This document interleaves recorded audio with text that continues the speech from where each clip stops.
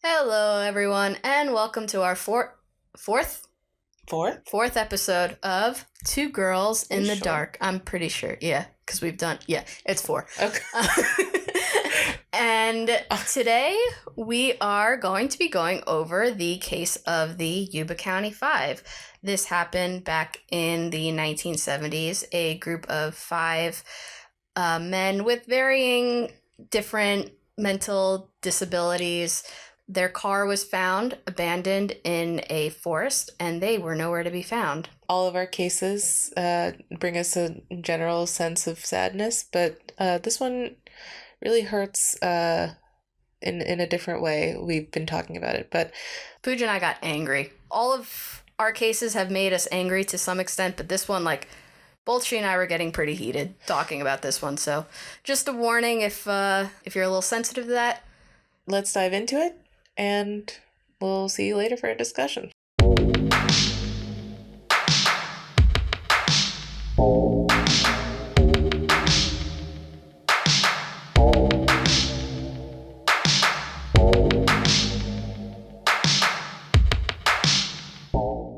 Yuba County, California. A local basketball team, the Gateway Gators, are set to play their first game in a week-long tournament, where the winning team would get a free week in Los Angeles. 5 of the players, Gary Mathias, Jack Hewitt, Ted Wire, Jack Madruga, and Bill Sterling, collectively called the boys by their families, are excited and have already prepared themselves for the big game. Some have already laid out their uniforms and made their parents promise they would wake them up on time in the morning. On the night of February 24th, the night before their own big game, they decided to catch a college basketball game together in Chico. But by the next morning, none of the boys had made it home. They were nowhere to be found. The Gateway Gators were supported by a local program for people with mental disabilities, and the tournament they were hosting at this time was hosted by the Special Olympics. The boys all lived with their parents, and all had been diagnosed with varying degrees of intellectual disabilities or psychiatric conditions. Ted Wire, age 31, worked previously as a janitor and a snack bar clerk, but was urged by his family to quit as they believed he was causing problems. Those who knew him claimed that he appeared to lack basic common sense. His brother recalled a time where Ted spent over $100 on pencils for no clear reason. His family also stated that he often asked why they needed to stop at stop signs when driving, and one particular night when their house caught on fire, he had to be dragged out of bed because he refused to get up, stating that he was afraid he would miss his job if he didn't sleep. Jack Hewitt, age 24, was often seen with Ted Wire. He was a slow learner and often needed help to perform basic tasks like dialing phone numbers. He lived on a farm with his family. Bill Sterling, age 28, was known to be deeply religious and enjoyed reading, especially conducting research at the library about mentally handicapped people. He also spent his free time reading literature to patients in mental hospitals, wanting to bring them closer to Jesus. He had camped with his family as a young boy, but didn't enjoy it much. Jack Madruga, age 30, was known to be Bill's best friend. He worked as a dishwasher at a local fruit company, but often had difficulty holding down jobs. Aside from Gary Mathias, he was the only one to have a driver's license, and he was quite proud of his turquoise and white 1969 Mercury Montego. He was good with finances and had used his money from his military service to buy the car. Gary Mathias, age 25, the newest member of the group, had been in the United States Army in the early 1970s, but had developed a drug problem, which eventually led to him being diagnosed with schizophrenia, and he was given a psychiatric discharge. He moved back home with his parents and had struggled with the new adjustment. He was arrested twice for assault and experienced psychotic episodes that landed him in the hospital, but with the right treatment, he was able to maintain a stable lifestyle. He became friends with Jack, Ted, Jackie, and Bill, and the boys welcomed Gary into their circle with open arms. Together, they loved playing and watching sports. On February 24th, the boys decided to drive to Chico to cheer on the UC Davis basketball team against Chico State. They wore light coats that night. They were only planning on being gone a few hours. Jack Madruga drove the boys in his Mercury Montego, and with that, they made the drive 50 miles up north to Chico. After the Davis team won, the boys decided to stop to pick up some snacks and sodas at a local store, Behr's Market, sometime shortly before 10 p.m. they were never seen again. Because all of the boys lived at home with their parents, it didn't take long for their families to realize they were missing. Some of the boys' parents had been waiting up to make sure their sons came home that night, and when the morning had come and they didn't, they notified the police. Police in Butte and Yuba counties began searching for the boys along the route they took to Chico. There were no signs of them, but a few days later, on February 28th, a Plumas National Forest ranger told investigators that he had seen the Mercury parked in the forest on February 25th. At the time, the forest ranger didn't think it was significant, since a lot of residents would drive up that road to go cross-country skiing. Once authorities were led to Madruga's car, they were met with more questions than answers. Inside the car, there were empty wrappers and containers from the food and drinks they had bought at Behr's Market, as well as programs from the basketball game. It wasn't clear as to why the car was 70 miles away from Chico, far off any direct route to Yuba City or Marysville, where Gary lived.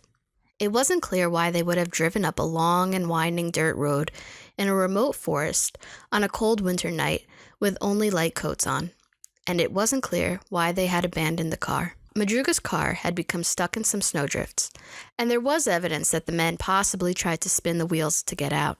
However, police noted that the snow wasn't very deep, and 5 physically healthy young men should have been able to push it out. The keys were not present. Police thought maybe it wasn't working properly, and they left it with the intention of returning to help.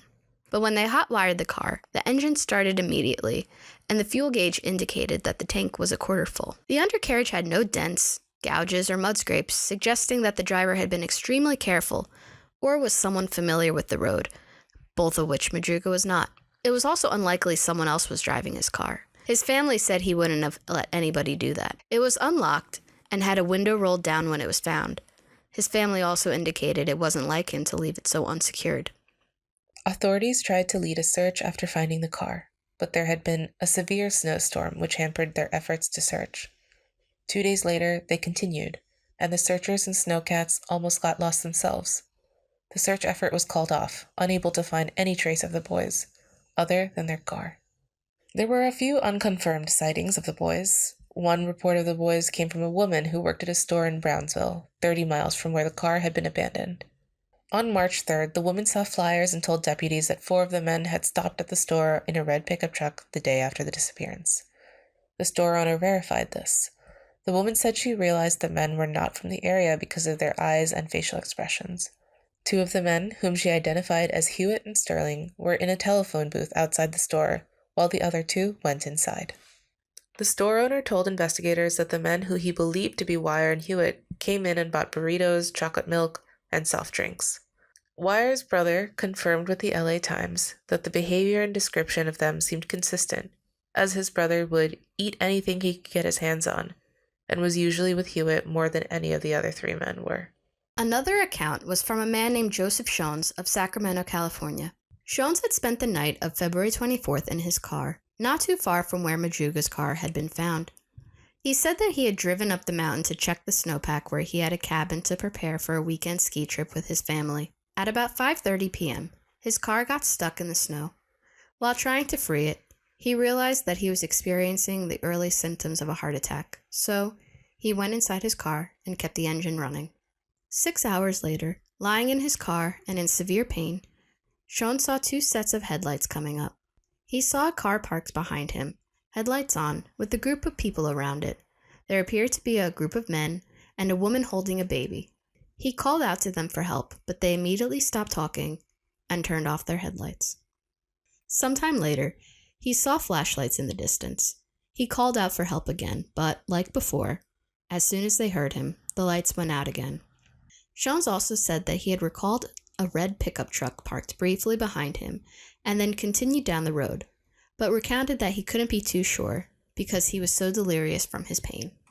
After his car ran out of gas in the early morning, his pain had subsided enough to walk 8 miles down the road to a lodge where the manager would drive him back home and get him medical treatment, passing the abandoned Montego at the point where he had recalled hearing the voices from.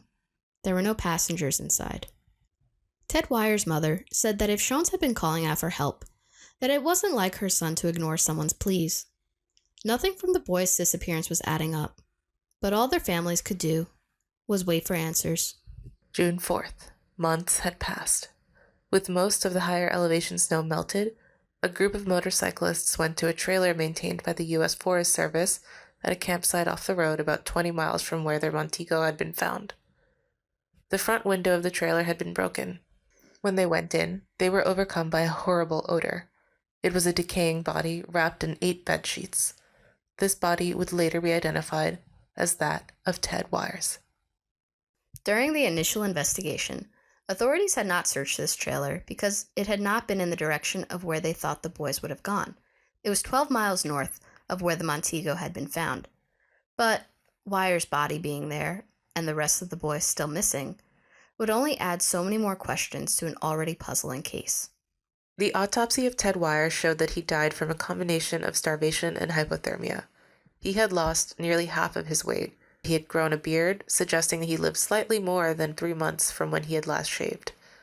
His feet were almost gangrenous. Because of this, it likely wouldn't have been possible for him to wrap himself up in those sheets by himself. On the table next to him were some of his personal effects, including his wallet with cash, a nickel ring with his name engraved on it, and a gold necklace he wore. He was wearing a velour shirt and lightweight pants, but his shoes could not be found. However, Gary Mathias' shoes were found inside of the cabin, but Gary was nowhere to be found. What was particularly confusing to investigators was how little Wire, and any of the other men who were in the cabin, barely used any of the resources the cabin provided for survival. No fire had been set in the trailer's fireplace, despite an ample supply of matches and paperback novels. Heavy forestry clothing, which could have kept the men warm, remained where it had been stored. A dozen sea ration cans from a storage shed outside had been opened and consumed, but a locker in the same shed that held even more dehydrated food, which would have kept all 5 men fed for a year, hadn't been opened. Another shed held a butane tank that, if it had been opened, could have fed the trailer's heating system. Wires' family said that he lacked common sense as a result of his mental disability. It's possible that he was afraid to use any of the resources from the trailer, but together, it would have seemed likely, at least with Mathias accompanying him, that they would expect the trailer's owner to understand the extenuating circumstances. After the discovery of Wires' body, searchers returned to the Plumas, following the road between the trailers and the site of where the Montego was found. Between these 2 spots, searchers found the remains that were later identified as those of Madruga and Sterling on opposite sides of the road. Jack Madruga's body had been partially consumed by animals. His keys were found in his pocket.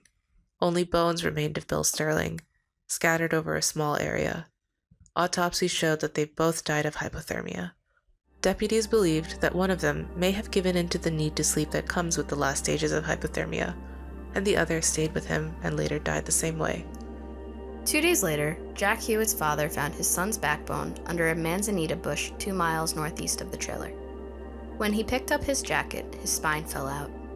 A deputy found a skull downhill from the bush, which was confirmed by dental records as Hewitt's. His death was also attributed to hypothermia. Northwest of the trailer, roughly a quarter mile away, searchers found 3 Forest Service blankets and a rusted flashlight by the road. Since Mathias had presumably not been taking his medicine during the duration that they were missing, pictures of him were distributed to mental institutions and jails across California. However, no trace of Mathias has ever been found. Now this case leaves us with many unanswered questions. If the boys had been on the same road as Joseph Schons, why didn't they help him? Why didn't the boys, once they reached the trailer, start a fire, or eat more food than they could have? Why would they abandon the car when it could have been pushed out of the snow by 5 healthy men? And what drove them into the forest in the first place? All right. Okay. You ready to talk about this? I am ready. Let's start with what we don't like, the theories we don't like. There are 2 particular theories that I don't like, but we should talk about them because there is a possibility that this is what happened. But personally, I don't think these 2 theories are what happened. So the first is that the boys made a wrong turn, panicked, and then just left the car. I don't like that theory because I think it really undermines the capabilities that they did have. Yes, they did have mental disabilities. Yes, they were limited to some extent, but they weren't completely helpless, especially with Gary Mathias. He was in the military. Jack Madruga was able to drive his car. Both of them were able to hold licenses. So I don't like that theory because I think it paints them as just helpless victims. It totally discredits people, like differently abled people, and I don't think it doesn't make sense. It feels like there's more, and than just like, oh, the car got stuck. Like, let's see what's happening in this trailer. Like, it just feels like there's more to the story. Yeah, and people saying that like they didn't want to eat the food out of the trailer because they were afraid. Maybe. Like, I don't want to completely say that that's not what happened, but I just want to give these 5 men, like, the justice that they deserve, that, like... Agreed. Justice and credibility and all of that, I think, like, this doesn't feel like an accident. Yeah. Another theory that gets thrown around is that Gary Mathias had some kind of breakdown and was responsible for their demise, whether he like led them up there and had some sort of reason to like leave them there or attack them or whatever. But while he did have a violent history and like he did have history of psychotic episodes, he, for the last 2 years prior to this happening, was on medication. His stepfather was very strict with him taking it, and he really loved his new friends. And he was like, he really enjoyed being a part of the Gateway Gators, and he seemed to be doing really well with his life. And his family maintained that it was out of character for him to be on his medication, be doing well, and then to just have a psychotic break where he would kill his friends. They did just like, I feel like they must have been in good spirits. Like the team they went to go see had won. Yeah. Like it was a good time. Like I think they had just had like a good time. Nothing to really activate a schizophrenic episode unless there was, in which case, again, it probably wouldn't have been Gary's fault. Yeah. That's a good point, that they were probably in good moods. They went to go get snacks. Yep. Like they were probably excited. I heard that he had a friend, Gary Mathias had a friend nearby going in the direction of where they were, like in the mountains. So it was possible that maybe he was taking them to see a friend. But I don't think if he was the reason why they were in the mountains, which I don't think. But if he were, I don't think it was because he was like planning a really nice evening and then just all of a sudden like completely changing character. These people seemed really respectful of their parents. Mm-hmm. And, like, if they were going to make that pivot to go to Gary's friend's house, they would have told their parents, like, oh, I'm not going to come home. And also, they had a big game the day before. Like, they were going to get to go to L.A. if they won. Like, I get the impression if they're, saying, Mom, Dad, make sure you lay out my uniform, don't let me oversleep, like, that they wouldn't have wanted to just go to a friend's house to party. Right. Like that they would have wanted to be rested for their big game the next day. Yep. We obviously think something else is afoot. So, before we get started on our next point, I think this kind of transitions into where we're going, that it's quite possible that this case was a hate crime. I feel like in every case we keep saying this was a different time, but as I think we're all aware, the 70s were a different time in terms of prejudices and hatred and it being just more out in the open, although now I don't know. I mean, I guess it's all pretty out in the open now. Again, I don't really think we should get too political on this episode, at least. I think it's definitely possible that this crime was a result of bullies. Mm-hmm. The media didn't handle this well. They really just misused their mental illness. They really greatly exaggerated their mental disabilities and fueled a lot of misconceptions about Gary Mathias. It was a different time, but not really an excuse. I think today, we probably would have looked into it. I mean, you hope today. Today we hope we would have looked into it as a hate crime, which I think, given some information you just found, Rachel, I feel more comfortable saying. A little bit of background about the Gateway Gators. So it was a Project Gateway. I'll put the actual title of them up there. But the Gateway Gators was the basketball team. And the director and the facility as a whole were targets of horrific arson attacks, which so weird. The facility had been burned. They were victims of arsonists. The director, Donald Garrett, he was found dead in his home after someone threw gasoline on him and set him on fire. And then his replacement, a man by the name of Donald Larson, and another staffer had their cars set on fire the following year. Now, you could chalk this up to maybe someone, like maybe this was a personal vendetta against Mr. Garrett or like the Gateway facility, but then facilities in the same county were also victims of arson attacks. So that tells me that that someone has like a problem with the programs and people with disabilities more than just a personal vendetta, which leads into our next point. So last night I was doing a little bit of research. I was feeling really unconfident in this episode. I just felt like stuff was missing, and like between Schons being an unreliable witness, which we'll get into in a bit, I was feeling like we weren't going to be able to do this episode the way that I thought that the boys and their families deserved, because I just felt like it was like a mess all over the place, which it is. This case is a mess. But I found some information on Reddit last night that I think makes a little bit of sense. We didn't include it in the narrative because in the context of this story, it's kind of like a footnote. I think it'll make sense in a minute.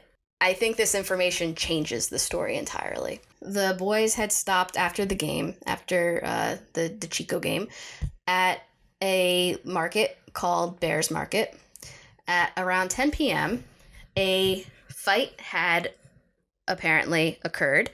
This was only uncovered after an author had written a book interviewing locals and family members. If you want to read the book, it's called Out of Bounds: What Happened to the Yuba County Five by Drew Beeson. So straightforward. What's that? Straightforward title. Yeah, thank you. That's a great SEO optimized title there, Mr. Beeson. Or Miss Beeson. I don't know your gender at the moment. Drew Barrymore. They're female. Okay, I digress. There's apparently a brawl that went unreported. So what happened, according to this account, is that 3 men started taunting Jackie Hewitt, because of his disability and started demanding money. And when the rest of the boys came out in their Gateway Gator shirts, the dynamic shifted. Gary had tried to fight them. This may have led to the boys jumping in their car and driving away. If they're being chased, they may have been chased up this mountain. And if the car had gotten stuck and authorities had, when they looked at it, they were like, well, this could have, 5 physically healthy men, they could have pushed this out. But if you're being chased, every second counts. So they're, like, if it's a matter of life and death, even if it's like if it's slightly stuck, they may have had to run for their lives. I really do think it changes the situation, especially when you're looking at it from a place of mental illness, right? Like, I think you can, either way, whether they were chased or there was, just a fight and they drove away, like, they're driving away in a completely different state of mind. Like, They're driving away in like a feeling of fear. There could have been people chasing them. It doesn't matter. They're afraid. So driving 70 miles into the mountains almost makes sense. Yeah. Get away. Yeah, get away. Getting stuck. It just, like, you aren't suddenly making logical decisions. Yeah. And like then kind of that trigger makes sense. And then so, I mean, like, when you kind of put this in perspective, it kind of helps give context to the mysterious red pickup truck that we don't know where it kind of fits into the story. Now it kind of has a place, because then is that the car? Is that the people that were chasing them? Exactly. Yeah. So I think that is a pretty good transition, if you're interested, into talking about Joseph Schons. Yep. I know that our Uncle Bob's rating is reserved for police and, per the last episode, fire departments. But I like to just rate Joseph Schons because I hate him a 0 out of 5 Uncle Bobs. We can extend Uncle Bob's to witnesses, because was Joseph Schons even a witness? Like, was he even there? This man has changed his story and changed his account of things so many times that he might as well have been on Mars. Like, he might as well not have even been there. Like, his original account was that he, like, went up to, like, look at the cabin to see how much snow there was. But then he told the families that, like, he was getting tailgated. There was an account of just the car, but then there was another account of him saying that there was the car and the pickup truck. He's at the hospital and he's saying, well, like, I saw a woman and a baby, but maybe I didn't because I was delirious. And, like, yeah, if you're having a heart attack, fair. But people who know this man have said that he, like, liked attention and he was a drunk and he sold weed. I mean, nothing wrong with that. And didn't the hospital or doctor eventually say that he had a heart attack, but it wasn't? Yes. It wasn't, like, it couldn't have been that day. Not that necessarily it couldn't have been that day, but it wasn't necessarily that day. Yeah. Whether or not he was having a heart attack, I don't know if you're supposed to hallucinate when you have heart attacks. I guess if you're in so much pain or you're so scared, I wouldn't put it off that that's not possible or not impossible. But I just think it's crazy to change your story that many times. And there was an account of him crying at one point, like at the hospital. It's just weird that he's inserted himself into this story. Right? Like, he doesn't feel like he belongs. Yeah. And I wouldn't be saying this if I truly felt like it was just someone who was having a heart attack and was like, maybe I wasn't seeing that. But it really just seems like this guy was, like, always fighting with people and always just, like, he was, like, a drunk driver. Sure. That I have a problem with. I think he's the one who brings us the first account of this pickup truck, right?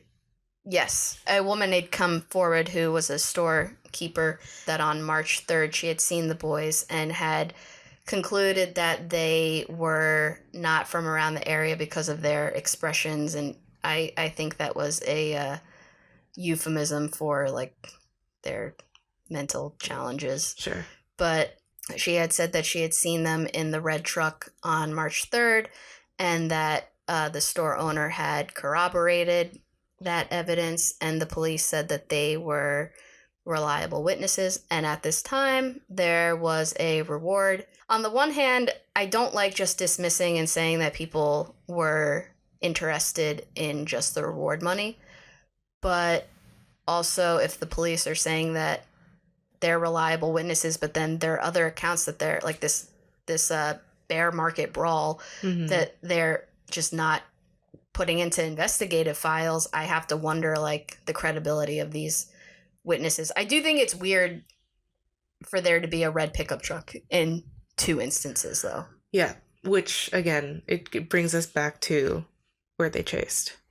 In the store owner's story, it's our boys who are in the car. Yeah, the 2 men that she had identified were Hewitt and Sterling, who were in a telephone booth together. They were getting burritos and chocolate milk, soft drinks. Wyer's brother had confirmed that. That sounds like something that they would do. Yeah, that they would get. So I guess it was not just 2 of the men, but she happened to identify Hewitt and Sterling in a telephone booth. When I was getting frustrated with writing this case, I feel like this particular instance was really throwing me off. Yeah. Because I was like, this just doesn't make sense with any of the other accounts. And the whole entire case really doesn't make sense. But this one really just feels like it's, like, throwing something into left field. Yeah. Out of left field, whatever the expression is. I don't know. I don't know sports. I don't know survival. I had to ask Pooja for, like, how to pronounce, like, half of the, like, survival words. I don't think fuel gauge is not a survival word, but... I called it fuel gouge. I think it's weird that this case, like, that this sighting brings the boys back to town. If they're being chased, why would they be in a red pickup truck and going back for more snacks? Where did they get the truck from, guys? Exactly. And then if they're if they just made a wrong turn, why would they go to this supermarket and not go home? This particular sighting, I don't know if I believe it 100%. Yeah. But then, like, what do we believe? Not Schons. So there was a YouTuber who goes by The Missing Enigma. He did a video where he drove the route that the boys took from the market to where their car was found. At many points, they could have turned around if this was them getting lost. Check him out. He did a really good in-depth video, more than we can do. We can't drive there. We're in New York City. Don't tell people where we are. Yeah, don't. Please don't dox me. It's a big city. So it's a cute little city if you've never been here. His theory is that Schons is more involved than he's letting on, in that he possibly was chasing them, like an incident of road rage. I've seen people get crazy during road rage. Sure. Why didn't they investigate Schon? I think they just believed him as being a because he was in the witness. hospital? Yeah, I guess like that was maybe an alibi. I don't know. Guess to some extent he was questioned, but not as a... His alibi is that he was having a heart attack for 8 hours. Yeah. That I don't believe. I mean, I guess if it was a mild heart attack, you could have survived. I don't know. If I'm going to defend him for a minute, maybe if he had recognized that it was symptoms, he knew how to take care of himself. I also am not buying that either. I think he was just drunk. That's if we believe he had a heart attack that night. If we believe he is doing something that liars do, which is borrowing from a previous incident of a heart attack, pinning it on that night, his alibi doesn't work. Yeah. If he was drinking, I wonder if he like somehow chased them up there, maybe had a gun or something. The boys got scared and dispersed, because if it were him, one man versus 5 men, they could definitely fight him. Yeah. But if he has a gun, right, then... But none of them were shot. No, none of them were shot, no. But if he's just threatening them with a gun. Sure. And again, like, there's no evidence of that. That was Missing Enigma's theory, and I thought it was interesting. But I do think that Schons either knew the people who were chasing the boys and, like, didn't get involved because he knows them, or, yeah, maybe he saw something but didn't want to get involved. The last thing I'd like to touch on for this episode is our thoughts on the trailer and what we think happened there. Honestly, I really just feel like maybe sometimes survival instincts don't kick in, and your only survival instinct is to, like, look for help, or look for external help, not like where you are. I think the trailer was a good find, but I don't know. Part of me sometimes wonders if... This is a theory, I'm just riffing off the top of my head. Riff away. So we found Ted. So Ted's body was found in the trailer. Jack Hewitt, Jack Madruga, and Bill Sterling were found outside in the forest. Yeah. And Gary was never found. Yeah. I think it's pretty clear, just given the how his body was found, that, you know, the hypothermia diagnosis or autopsy is correct to me. Yeah. Like, I think that's true for all 4 of the people that were found. I think I'm curious if maybe Gary brought Ted back, or Gary and Ted found the trailer and Ted was really, really suffering, so Gary wrapped him up. I think based on how he was found and how deteriorated his body was, like he had like gangrene, and don't look that up, by the way. Yeah. He had lost like 5 of his toes due to frostbite. Like, he would have been in so much pain. Like, he wouldn't have been able to wrap himself up like that. His shoes weren't found, but Gary's were. So the theory there is that possibly Gary had taken his shoes because they were bigger, and like Gary maybe was frostbitten too, and that would have been more comfortable to take bigger shoes. But I think that Gary had taken care of Ted while he was there, and like the fact that he had a beard indicated that he was there for a while. Yeah. I mean, I guess if it was June that they had found them, like I don't really know to what length of time they were there. I mean, I think that's why this is a mystery. We don't really know. Yeah. But I think that he was taking care of him, and like maybe went to go get help or left on his own, but he would have been off his medication. Yeah, that's So a huge part of this to yeah. me. And that's where, you know, the whole mental illness thing comes into play, where it's like, yeah, maybe they weren't lost getting there, and maybe the media could have done a better job with that. But like at a certain point, like he was not on his meds. Yeah. If he weren't on his meds, who knows? I don't mean that like necessarily from a violent sense. I just mean like He's not thinking to go make a fire and warm himself up. Yeah. He's not thinking to look for food. You're thinking about all other kinds of things. Yeah. And I don't know if the other boys had made it to the trailer. I maybe they had made it and then like left and tried to get out. I would think that they didn't make it and that they died of hypothermia out on in the forest. Nothing really corroborates. Nothing really makes sense when it comes to bringing it back to the red pickup truck. Nothing really makes sense for those boys to have gone back to a town and then gone back. You know, like there's no time in between, because then there was that huge snowstorm. Yeah.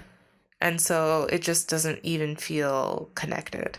I don't think that was them. Yeah. And maybe it wasn't nefarious. Maybe it was someone who thought they saw them. And maybe Matthias, like when he left the trailer, there was an account of him in 1974 escaping from a mental hospital and hitchhiking 100 miles home. Mm-hmm. So maybe he did that. Yeah, like maybe he tried to do that. Maybe he thought that he was capable of like making his way home. I don't like this story. It's just so painful. Yeah.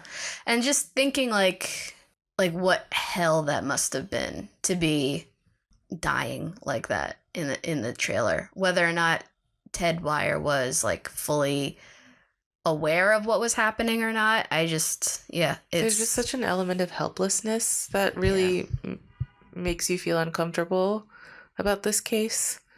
And it's not helplessness in the way that I think we were talking about earlier, where the media assumes you are helpless and therefore get lost all the time and don't know your way and don't know how to do anything. It's more just like, I believe they were bullied. I believe they were either disturbed by that interaction or chased away from it. It feels needless. Needless is a good word to use. It was just so senseless, if that is what happened, that like their families, 5 families, don't know what happened to their children. I mean, we do know that they died, with the exception of Gary. We don't know what happened to him, but yeah, they know that they died, and like the point between the game and their death is a mystery, and I feel like that's just so horrible. Yeah. Well, yeah. That's sorry to be a little bit of a Debbie Downer. There's something interesting that for some reason, like I wanna like with all my full heart say this was a hate crime, and I think that's where my instinct says that there's like just more information missing, obviously. Yeah. And like maybe hate crime was part of it. I think like the information we've learned feels like, okay, yeah, like that's definitely a huge part of it. But it just doesn't feel like we have all of it yet to really truly know, and that's the most upsetting part. And I think in other cases, you know, when we did Circleville, you know, that felt like a similar case in that like there were a lot of moving parts, a lot of missing pieces, but it felt just a little bit more like I had an answer, you know, like we were convicted about something. This one, all I'm left with is feeling really sad for these families and these boys. So the verdict is justice for the Yuba County Five, and take care of people with mental illness and who are differently abled, because they deserve the same things we do. They do. That's all for this episode that I think is our 5th one, but Rachel is pretty sure is our 4th one. No, because we did Antoinette Cayedito. Pooja's about to be schooled in about 5 seconds. I was never good at math. We did Antoinette Cayedito, Circleville Letters, Solder Children, and now the Yuba County Five. Originally, I think where your confusion is that this originally was going to be the 5th one because I wanted to do something cute with 5 and 5. But it didn't work out that way. So that would have been cute, but we didn't do that. So here we are, end of episode 4. Promise the next one won't be so sad. We've got some really, really good episodes coming up. Not that these weren't, but we've got some fun stuff coming up. But as ever, let us know in the comments. Or if you have our personal cell phone numbers for some reason, if you have any ideas. Please feel free to leave us suggestions for cases that you would like us to see.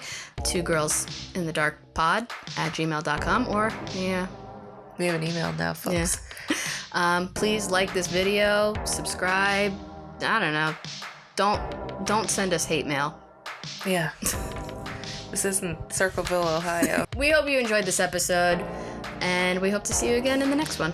Yep. See you next time.